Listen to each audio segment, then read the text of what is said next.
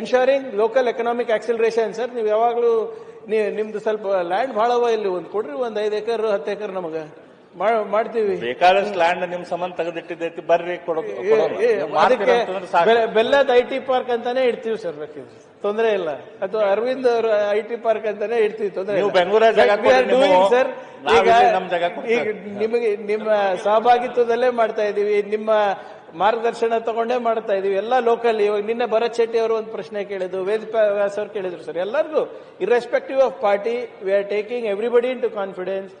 ಯಾವ ಇನ್ಫ್ರಾಸ್ಟ್ರಕ್ಚರ್ ಬೇಕು, ಯಾವ ಇಂಡಸ್ಟ್ರಿ ತರಬೇಕು, ಹೇಗೆ ನಮ್ಮ ಪ್ರತಿಭೆಯನ್ನ ಜಾಗತಿಕ ಮಟ್ಟದಲ್ಲಿ ತಗೊಂಡೊಯ್ಯಬೇಕು ಅಂತ ಒಂದು ಪ್ರಾಮಾಣಿಕ ಪ್ರಯತ್ನ ಈ ಸರ್ಕಾರದಲ್ಲಿ ನಡೀತಾ ಇದೆ ಸರ್. ಐ ಥಿಂಕ್ ಆನರೇಬಲ್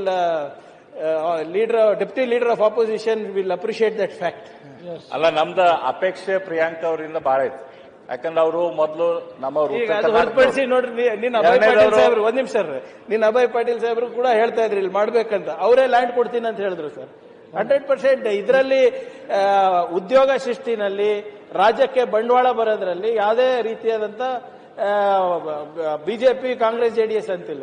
ಅವ್ರು ಕೊಡಕ್ ತಯಾರಿದ್ದಾರೆ. ಫೀಸಿಬಿಲಿಟಿ ಮಾಡಿಸ್ತೀನಿ ಅಂತ ನಾವು ಹೇಳಿದೀವಿ. ಅಲ್ಲಿ ಮಂಗಳೂರಿನಲ್ಲಿ ಕೂಡ ಅದೇ ಹಾಗೆ ನಡೆಸ್ತಾ ಇದೀವಿ ಅಧ್ಯಕ್ಷರೇ. So as long as we are generating employment, ನಮ್ಮ ಯುವಕರ ಭವಿಷ್ಯದ ನಿರ್ಮಾಣ ಮಾಡೋದ್ರಲ್ಲಿ ಎಲ್ಲರೂ ಜೊತೆಗೆ ಮಾಡೋಣ ಅಂತ ಅಷ್ಟೇ ಹೇಳ್ತಾರೆ.